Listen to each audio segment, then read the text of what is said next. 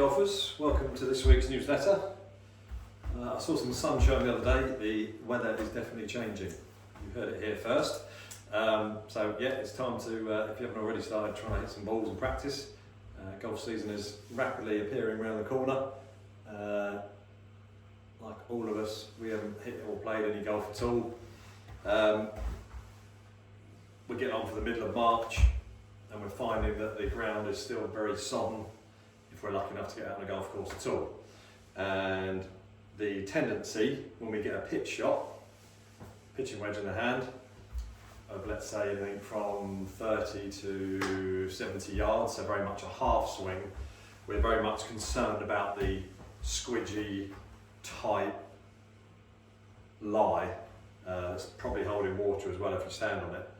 That if we don't quite strike that ball perfectly, we're going to get a pretty horrendous result, either a duff. After a couple of duffs, we start to obviously pull away from the shot and we get a few thins through the back of the green. So this is a difficult shot, so don't beat yourself up if you do hit a couple of these, because even with very good technique you can still end up catching that little bit of ground before the ball and completely peeling a divot over the ball. But there are a couple of things that we can do to try and avoid this. What we tend to see is people tend to get the ball too far back in their stance and we get the front edge of the club face digging down into the turf. So what we don't want to see, which we can do fine in a hard pan midsummer fairway, we get very much leading edge travelling down into the ball and into the turf and driving those nice mid-flighted pitch shots. The problem is when the ground is a little bit squidgy, we've only got to be a millimetre or two before the ball, and if that front edge is the thing that's striking into that ground, that's just going to keep digging, and that's why then that takes all the speed out of the shot and your ball goes maybe half or less of the distance that you require. So, a couple of thoughts.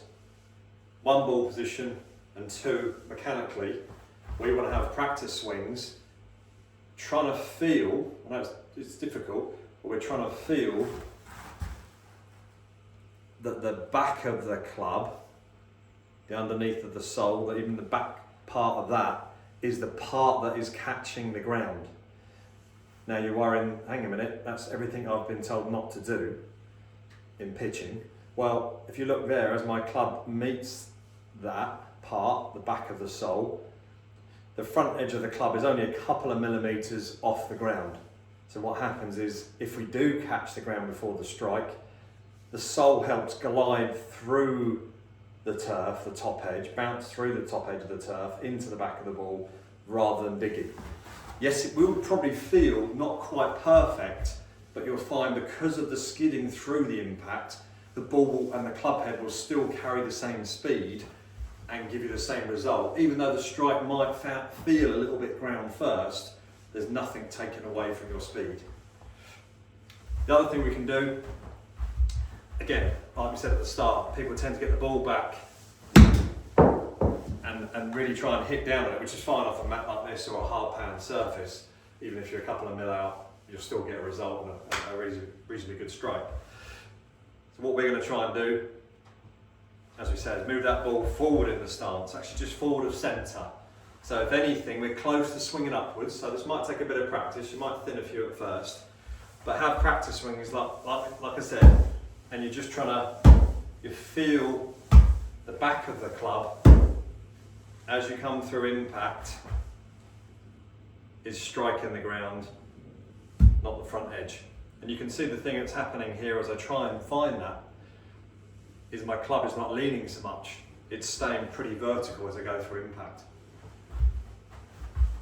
So ball forward, and what you've got to bear in mind is with that ball forward and you're not leaning the shaft so much, is that your loft is going to be altered quite somewhat. So we need to try and make sure we practice how we control our distance again from this slight change in technique. So ball forward, just trying to feel the bottom of the club, if anything, hitting the ground as we strike the ball. And as you can probably hear from the strike there, it's not so steep into the ground, it's much more much more picked. That was slightly clean. There we go, that's just about perfect. You could hear my sole of the club striking the turf as my ball was struck. So it was picked beautifully, nice and shallow. But certainly if you hear this strike, especially at the driving range, where you're coming in far too steeply, ball's too far back, you're working too far ahead. Kick the ball forward, lots of practice swings, just trying to make sure you get the back edge of the sole of the club hitting the ground in those practice swings. That's getting you shallower. Most importantly, it's getting you away from that front edge digging into the turf, which can give you the complete duff. Okay? Takes a bit of practice, but it'll get you away from the duff. Try and find a few minutes on the range first of all, trying to perfect that strike.